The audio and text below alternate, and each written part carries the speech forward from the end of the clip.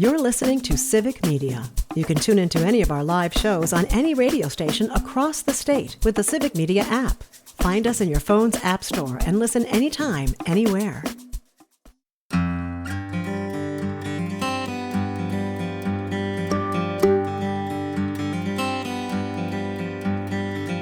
You're listening to Mornings with Pat Kreitlow on WBZH. I'm Mark Lundeen, and here's what's happening in Hayward today.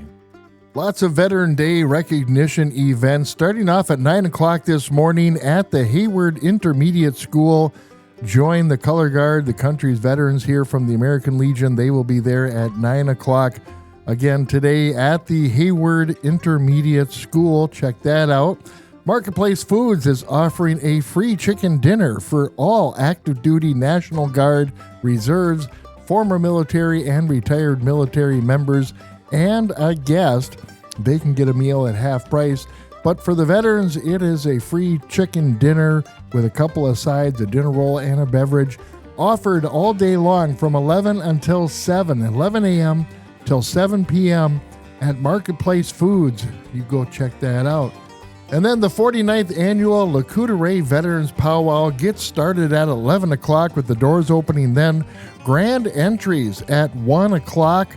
There is a Veterans Honor Ceremony at 4 o'clock, a feast at 5, and then 7 o'clock, the last grand entry.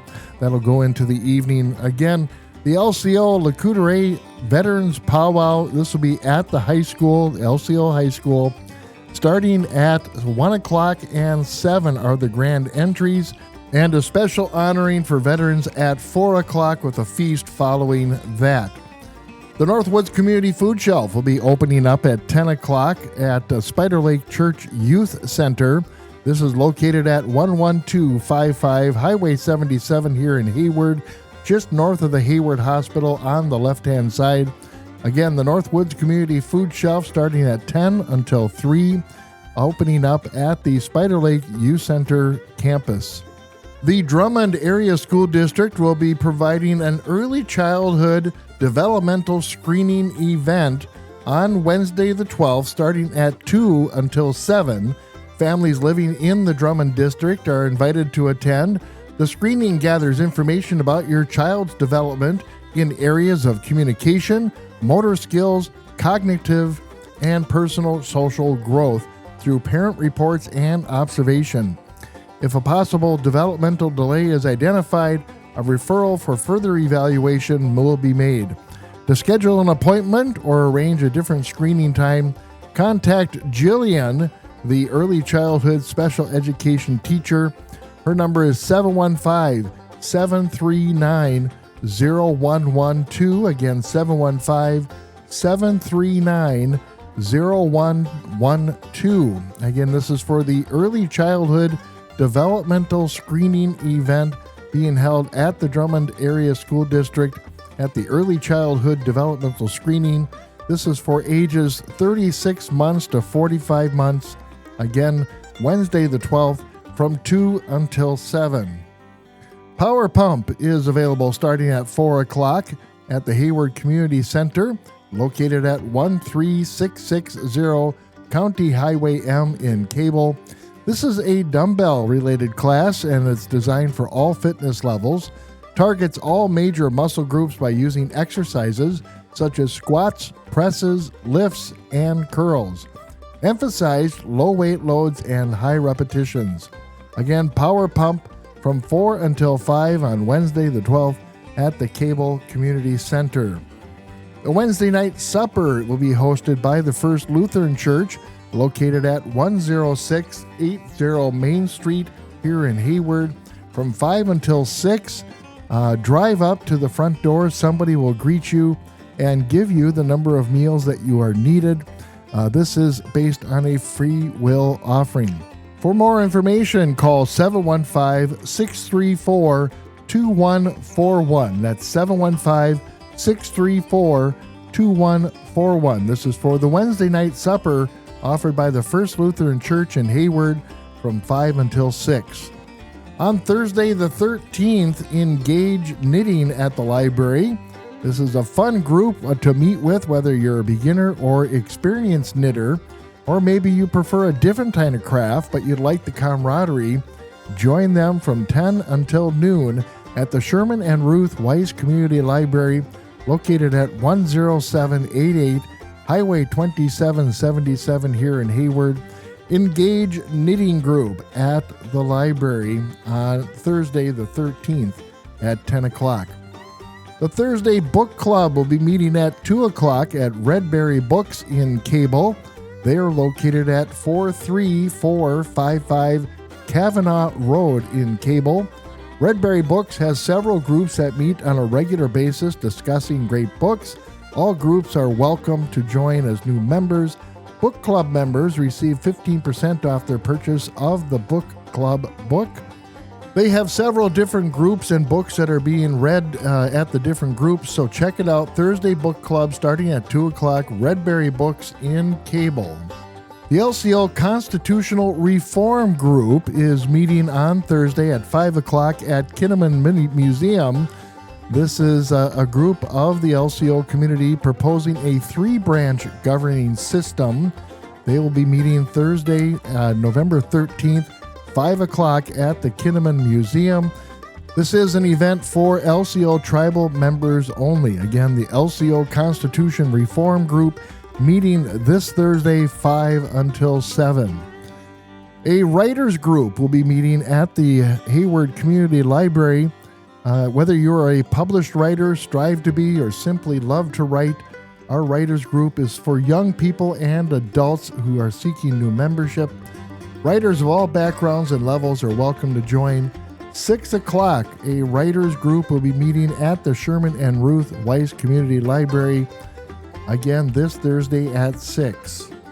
You've been listening to WBZH Hayward Today, local report on mornings with Pat Kreitlow. To stay up to date with everything in the Hayward Lakes area, download the Civic Media app and click on WBZH in the station listings. Coming up after local news and information, Pat Kreitlow returns. I'm Mark Lundeen, and I'll be back here in 20 minutes on Buzz of the North. It's 6:59.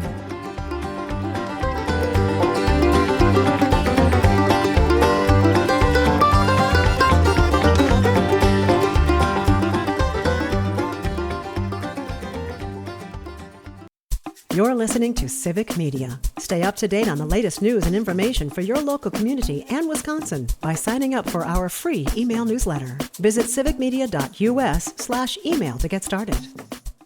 Good Tuesday morning, Hayward. We are here, Joel, Gray, and a football Tuesday as we do a little Greeple, a little Green Bay Packer, a little purple. Might have to add a little Bears, a little maybe a little Greeple. That's the Lions. Little Greeple. No, you barely got me here today. I almost left when you said that.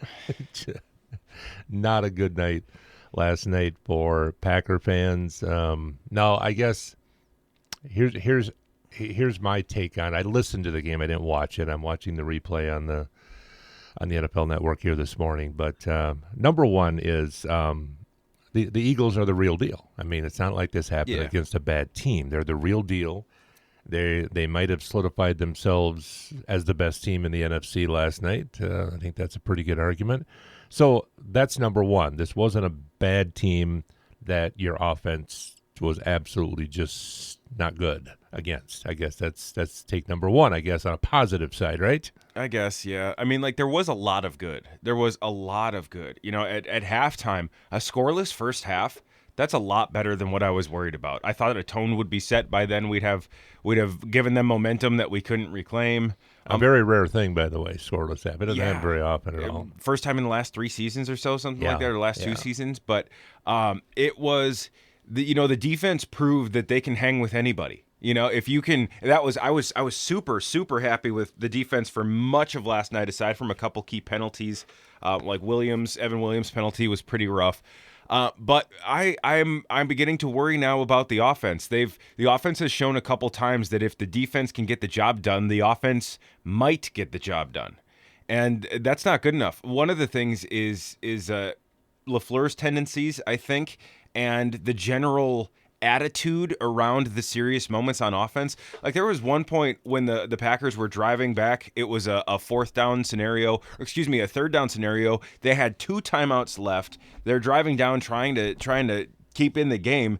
And there's a moment where an Eagles defensive lineman shouts, "Inside zone this way, inside zone this way." He's calling what play the offense is about to run. He's saying, "Hey, they're about to run it right at me." And guess what happens? They ran it right at him. Now, if you're the quarterback and you've got 2 timeouts and you hear the guy who's 3 feet away from you, it wasn't too far for Jordan to hear, and the Packers were on offense, so the crowd was quiet. When you hear the defense who's been running the game say, "Hey, here's what you're about to do," and he's right, you do something about that. You time out, you audible, and they were playing soft coverage at the time too, which they were doing all night to great success. But when you've got soft coverage on the outside receivers and the defensive tackle calls you out, you eat 6 yards on the side. You throw to the flat nice and quick. You audible to that because it's there. So is that on the quarterback? It usually would be, but there's been more and more signs lately that LaFleur is not trusting Love to make adjustments at the line, but we don't know. We literally don't know. Has LaFleur taken the keys away from Jordan, or has Jordan stopped starting the car when he sees it's time to hit the gas? Let me ask you this, because the one time they drove was a hurry up. They were in a hurry up offense when they got their touchdown. So in that hurry up is you would think that a quarterback would have a little more flexibility in a hurry-up type offense, right? Generally, yes, but you're still just giving him one of 2 choices, basically. Okay. It's kind of the same. It's kind of an accelerated version of calling the play at the line, like, are we going with A or B, and throw it away and go to B? It's kind of just an accelerated version of that. He's not picking, I don't think, which 2 plays you're switching between. He's just saying, hey, let's go quick, and here's A, let's go before they do. It's more about speed than about giving him more control in those moments. And we saw indications last night that Love should have had control. I don't know if he does. We don't know what the official game policy is right now between LaFleur and Love. But indications seem to be that Love doesn't have much control, and maybe it would have been good if he did. I sensed from listening to the game on the Packer Radio Network from Larrabee and McCarron, I could feel in their lack of enthusiasm for certain pass plays that there were some inaccuracies by Love. Is that a good analysis? A little bit, but more than anything, it was because the scheme wasn't necessarily allowing for much better. There were probably 2 or 3 plays where there was an open man that he didn't throw to, but frankly, a lot of the time the coverage was pretty solid. The main issue, I think, of course, was going to be the offensive line, which even for missing people and losing one mid-game held up better than I thought it would. But that's where it has to start. Love has to feel comfortable, and frankly, he should feel more comfortable than he does. But unless the O-line holds up, he never will. So we just lost Elton Jenkins. I'm expecting for the rest of the season. There's apparently a fracture in his leg there after he got rolled up on, but that might actually be for the better. I never like when somebody gets hurt, but he's been underperforming there, especially for his price tag. So we needed to shake up anyway. Drop passes. I heard in the post game there was a stat thrown out of 4 official drop passes. Yes. Is that accurate? Yeah, that sounds about right. And actually, if it were anywhere from 3 to 5, I wouldn't be surprised. That looked like last year's Packers, which was a losing formula. They dropped so many games away last year. I'm not going to say they dropped this game away, but they might have. There was a critical conversion. Dontavian Wicks dropped one. And also there were other similar mental errors, like Josh Jacobs. He leaked out after a chip block, and he turned his head around the wrong way. He leaked out to the left. There's nobody out there in the flat to the left. So what does he do? He turns his head around to his right and leaks kind of towards the middle of the field, where he's shaded by 3 guys. Like Josh Jacobs, one of the smarter, better running backs in the league, doing some boneheaded day one rookie stuff. And we might have been able to eat up 10, 12, 13 yards off of that play, got nothing instead, incompletion. So yet again, what beat us? The Packers beat us more than anything. The Eagles, they sure tried hard, but the Packers allowed it to happen. And that's been the theme. 3 losses. We beat ourselves all 3 times. Yeah, coming up later this hour, we'll kind of look at a little bit ahead on the schedule. And we knew the season was probably going to come down to these key divisional games, which are on the way here in the last 8 weeks of the season or so. There's some big ones that are coming up. So we'll talk a little bit about that as the Packers lose to the Eagles last night by a score of 10-7 was the final. 10-7 was the final. The Packers were driving at the end of the game, and I thought to myself, because I was listening on the radio, I thought, what's the score? I think it's 3 points. I'm checking on my phone. It's just like there's such a lack of scoring. I can't remember what the score was because they haven't even mentioned the score recently. So we'll talk a little bit about the schedule. Disappointing night last night. Back-to-back losses at Lambeau Field for the Packer Nation. So more to come on a Greeple Tuesday. Maybe we'll touch a little bit on my purple later on because remember U.S. Bank is closer to you and Hayward than Lambeau. And that matters. 7:29. It is a Tuesday morning. Good morning, Hayward. Waking up to a little bit of light snow here. And Tuesday's a day where Greg Gunderson and myself, Joel Karnick, we talk football. We talk Green Bay. We talk purple. Talk the NFC North Division. We all know what happened last night. Very good defense, no offense. Eagles fans got to be a little bit upset that their offense kind of really stunk last night if you're on Eagle Nation. But a good Packer defense helped with that. Let's take a look at the schedule now. So a road game at the Giants ahead of some key divisional games when you've got 5 of your last 7 games are divisional games. So you got the Giants at 12 noon.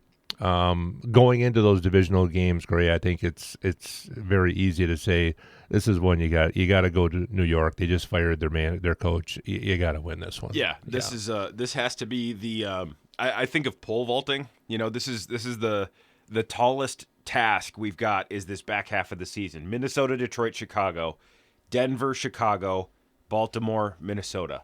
That's nasty. That is a disgusting stretch of teams to face right now. Like that is gross. And I mean Denver, the worst team on that list, fantastic defense, still winning games. The Bears are for real. The Bears are the best thing about that list, and they're there twice. Like there is nothing pretty about what's coming over the next 7 weeks. However, New York is the chance for us to jam the pole into the ground and leap into the air as high as possible, build some momentum, and frankly, we need something like momentum because skill and talent and execution, they ain't covering it these last couple weeks. Yeah, and the Giants, I mean, with their coach being fired, their season's pretty much over. So, yeah, this is just a no-brainer win this week. It would be devastating to lose that one. Then you got Minnesota coming in, and a Viking team that I think Viking fans are equally just question mark above the head about the Viking team because the Vikings played last week against Baltimore, committed 13 penalties, 8 pre-snap penalties, lost a turnover battle 3-0 in that game, and still had the ball at the end and a chance to send it to overtime. So the Vikings' upside is huge if they can find a way to just stop kicking their own butts, basically. Yeah, unsustainable though. You're playing with fire. The Packers are kind of seeing what winning close games and nothing but close games turns into when teams start to figure you out. It starts to turn into losing close games and scoring no points. So with an ailing offense, at least with an offense that hasn't found its groove yet, you can't have that. That's clean game or a loss. That's the Vikings order right now. Yeah, and the Viking defense is healthy and playing good. So that's good news for the purple. For the purple anyway.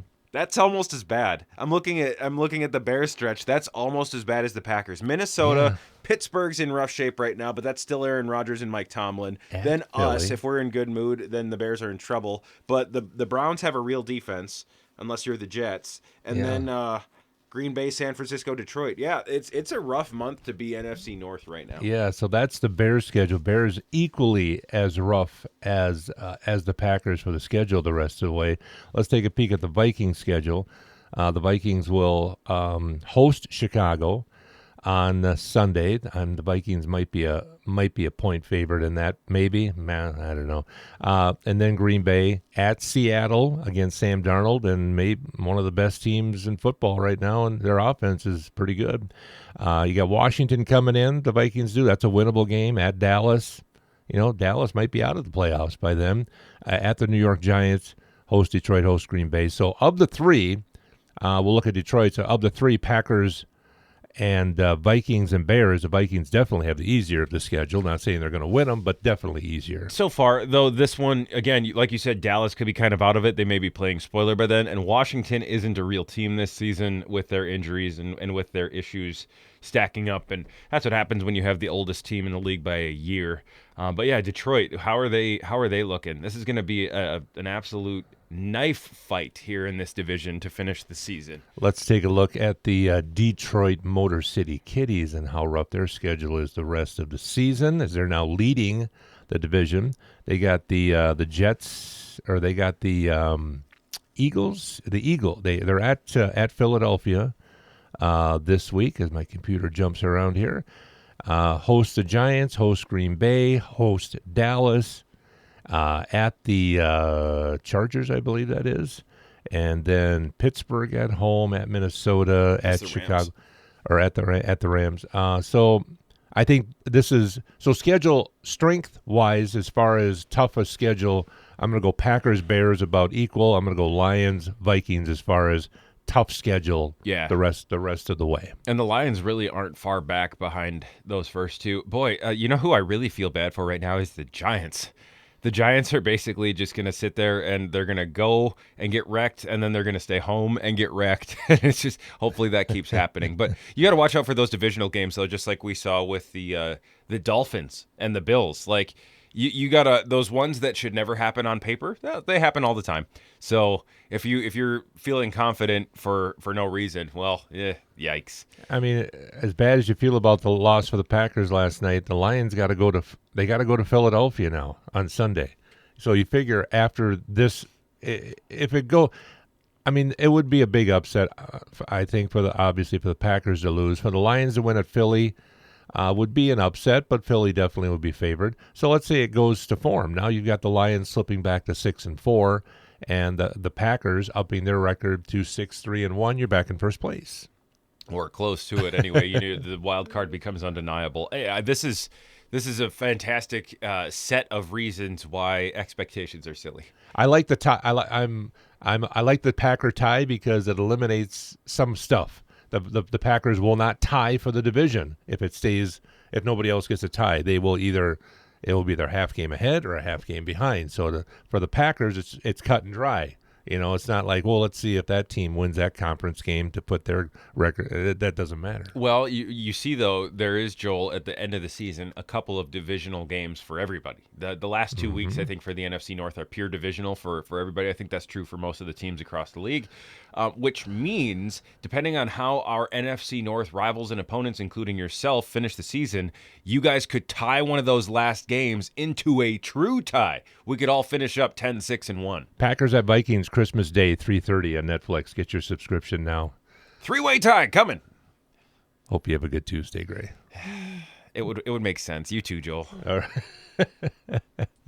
Pat Kreitlow coming in next year on The Buzz of the North at 7:59. You're listening to Civic Media. Find the latest news, information, and archives of all your favorite shows on the Civic Media website, civicmedia.us.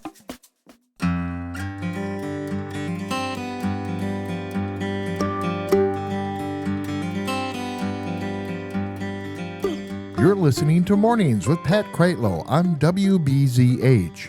I'm Mark Lundeen, and here's what's happening in Hayward today. With me in the studio today is Sean Connelly of the Birkey Foundation. Good morning, sir. How you doing? Hey, pleasure to be here. Thanks for having me. Yeah, so to some people, they're thinking, we're talking about Birkey already. It's like barely, there's no snow on the ground when we're talking about this right now. There could be in a couple weeks, but when we're hoping by the end of the month. But let's talk about a recap maybe of the past summer events and some of the fall events and what's been happening. Yeah, because traditionally, everybody thinks of the Birkey. They think of the amazing race that brings thousands of people every February. But the Birkey is a year-round thing now. We're doing trail races and running. We're doing biking races and enduro. Like at the end of September, we had our Birkey Trail Run. Just shy of 1,000 runners coming out here doing marathon, half marathon, running through the beautiful fall colors. Yeah. So that was really great at the end of September. Then on October 11th, we had our Mount Telemark Enduro. It's a downhill biking race, which if you've never been to one, look at the calendar for next year, next October. Come on out and check it out. It's so cool to see people like shredding these trails, riding these gravity trails. So the Enduro was super fun. But yeah, now we're officially in kind of our transition season where we're now starting to look at beautiful fall is coming to an end with all the trees, really all the leaves coming off the trees. And now we're looking for that snow to start to fly. So looking at our coming up, our Turkey Birkey is coming up at the end of November, right around Thanksgiving. Sure. So it's a few-day ski festival where you can come out and get your trail pass. We'll be turning on the snow machines. As soon as we have that cold, we'll turn on that snow machines. We actually got a chance to test our snow machines the first week of October. And that first frost we had, we actually... we got up early, we turned them on. We're like, well, let's just make sure everything's in good working order. So we put our system through a little bit of a training, and they worked perfectly. So we already had the snow machines on once, and once we start getting more consistent frosts and freezes, then we'll turn them on every night, and we'll really start making that base of snow. So by the time Turkey Birkey gets here, whatever Mother Nature gives us, we'll be able to work with. So as long as we got some cold, we'll have some for Turkey Birkey. Do you have more blowers? Did you add to your inventory of blowers? Or so we have, it's a combination of the blowers that we have out there. And we also have these taller stick ones now, which are really cool because they go out onto the trail and really push it down some more narrow corridors. So we're able to get some more in there. So so it's the whole snowmaking infrastructure is constantly evolving. But yeah, we're ready, and we'll be turning them all on and getting hopefully at least 2K ready by Thanksgiving. But again, we'll see what Mother Nature can provide us with the cold. But Turkey Birkey weekend in general is going to be great, and we're actually more than just the skiing and getting out on early snow and buying your trail pass.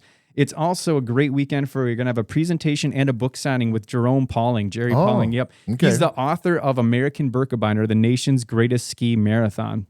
There's been a lot written about Telemark and Tony Wise, but this is the first 50-year all-encompassing history. And Jerry worked on this book for, almost 4 years. And now copies are available for purchase in the Birkey store, and he'll be doing a book signing and presentation at Turkey Birkey this year. So that Saturday, come on out for some early skiing, get yourself something to eat over there at Backroads, check things out at the hub, and then listen to Jerry talk about his new book for a while. It's going to be a really great early kickoff to the season. Right, yeah.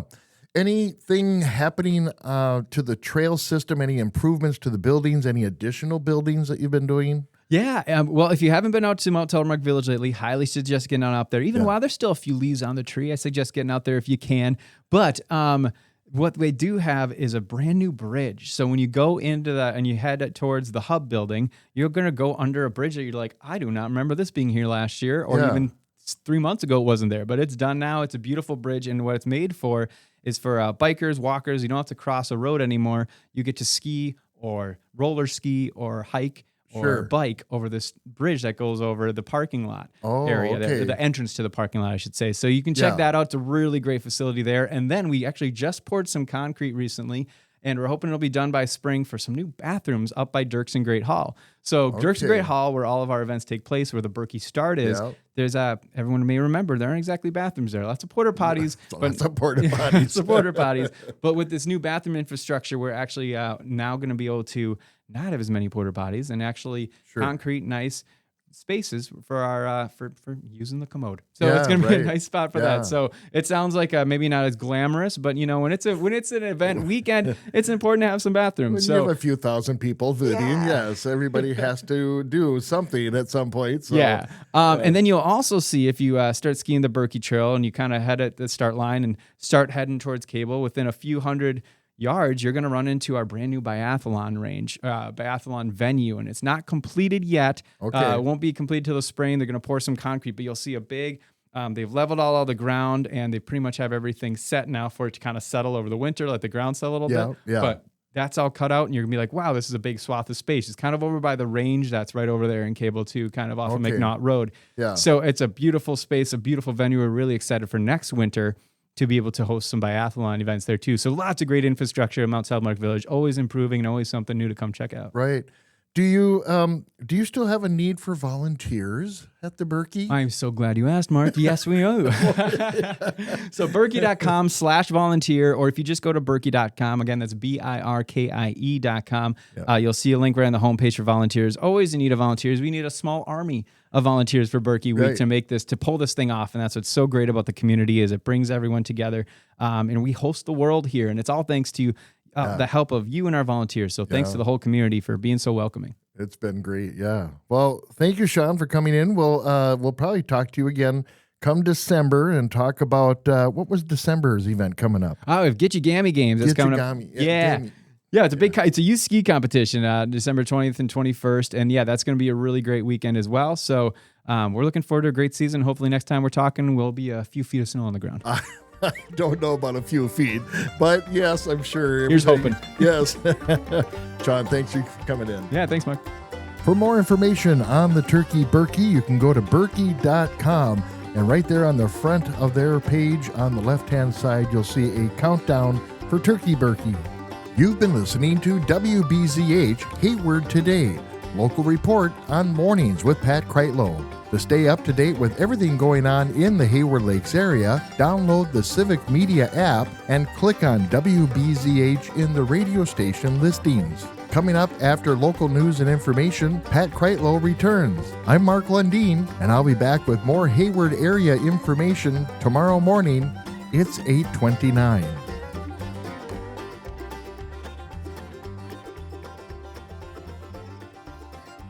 The national news cycle never stops, but it can be hard to find news about your local community. Civic Media is dedicated to providing quality local and state news coverage across Wisconsin. With the Civic Media app, you can get notifications about local stories that matter to you and your community. Find the free Civic Media app in your phone's app store and choose notifications from the menu to tell us what kind of news you want to hear about.